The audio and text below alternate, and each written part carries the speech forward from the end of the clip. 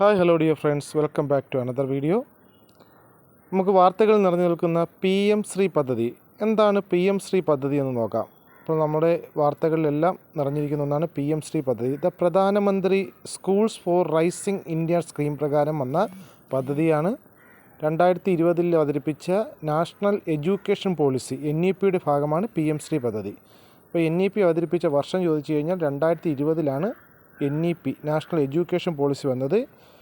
ഇനി ഇത് പ്രകാരം നമ്മുടെ രാജ്യത്തെ തിരഞ്ഞെടുക്കപ്പെടുന്ന 14,500 സ്കൂളുകളെ മാതൃകാ സ്ഥാപനങ്ങൾ, അതായത് മോഡൽ സ്കൂളുകളാക്കുക എന്നതാണ് ഈ PM ശ്രീ പദ്ധതിയുടെ ലക്ഷ്യം.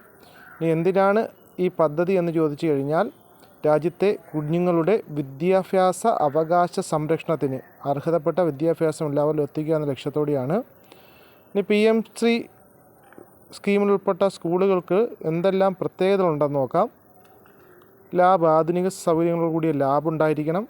അതുപോലെ തന്നെ ആധുനിക സൗകര്യങ്ങളുള്ള ലൈബ്രറി, ആധുനിക സൗകര്യങ്ങളോടിയ art room, lab, library, art room എന്നിവയുള്ള ആധുനിക സ്കൂളുകളായിരിക്കും. അതുപോലെ തന്നെ സ്കൂളുകളിലെല്ലാം സ്മാർട്ട് ക്ലാസ് റൂമുകളും ഡിജിറ്റൽ പഠനോപകരണങ്ങളുമായിരിക്കും PM ശ്രീ പദ്ധതിയിൽ ഉൾപ്പെടുത്തുന്ന സ്കൂളുകൾക്ക്. അതുപോലെ കുഞ്ഞുങ്ങൾക്ക് സിലബസിൽ ഉൾപ്പെടുത്തിക്കുന്ന പഠന രീതികൾ ലളിതമായ പഠന രീതികളായിരിക്കും ഈ പറയുന്ന സ്കീമിൽ ഉദ്ദേശിച്ചിട്ടുള്ളത്. അതുപോലെ കുഞ്ഞുങ്ങളുടെ പഠന രീതിയിലെ ഗുണനിലവാര പരിശോധനകൾ ഉറപ്പുവരുത്തുകയും ഗുണനിലവാരമുള്ള വിദ്യാഭ്യാസം നൽകുകയും ചെയ്യും. അതുപോലെ തന്നെ സ്കൂളുകൾ ഹരിത സ്കൂളുകളായിരിക്കണം, പ്രകൃതിക്ക് ഇണങ്ങിയതായിരിക്കണം. സ്കൂളുകളിലെല്ലാം സോളാർ ഇൻസ്റ്റാളേഷൻ, അതുപോലെ പ്രകൃതിക്ക് ഇണങ്ങിയ LED ബൾബുകളൊക്കെ ആയിരിക്കും. അതുപോലെ അധ്യാപകർക്ക് മികച്ച പരിശീലനം നൽകും. അധ്യാപകർക്ക് കുഞ്ഞുങ്ങളെ എങ്ങനെ മികവുറ്റ രീതിയിൽ പഠിപ്പിക്കാം എന്ന രീതിയിൽ അധ്യാപകർക്ക് മികച്ച പരിശീലനം നൽകും.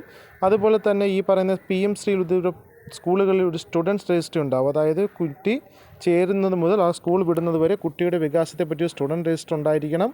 അതുപോലെ പ്രായോഗിക പരിശീലനത്തിലൂടെ ആയിരിക്കണം വിദ്യാഭ്യാസം. അതായത് കാണാപ്പടുത്തമല്ല, കുട്ടികൾക്ക് പ്രാക്ടിക്കൽ നോളജിലൂടെ അറിവ് കിട്ടുക എന്നതായിരിക്കണം പ്രധാന ലക്ഷ്യമെന്നാണ് PM ശ്രീ പദ്ധതിയിൽ പറഞ്ഞിരിക്കുന്നത്. എങ്ങനെയാണ് സ്കൂളുകൾ തിരഞ്ഞെടുക്കുന്നതെന്ന് ചോദിച്ചു കഴിഞ്ഞാൽ, ഓരോ ബ്ലോക്കിൽ നിന്നും 2 സ്കൂളുകളാണ് തിരഞ്ഞെടുക്കപ്പെടുന്നത്. അത് സംസ്ഥാന സർക്കാരുകൾക്ക് പറയാം ഏത് ബ്ലോക്കിൽ നിന്ന് ഏത് സ്കൂൾ സെലക്ട് ചെയ്യണമെന്ന്.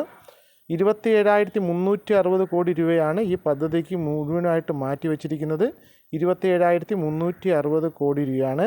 അതിൽ കേന്ദ്ര സംസ്ഥാന പങ്കാളിത്തം എങ്ങനെയാണെന്ന് ചോദിച്ചാൽ 60:40. അതായത് 1 കോടി രൂപയുണ്ടെങ്കിൽ 60 ലക്ഷം രൂപ കേന്ദ്രവും 40 ലക്ഷം രൂപ സംസ്ഥാനവും പങ്കിടണം.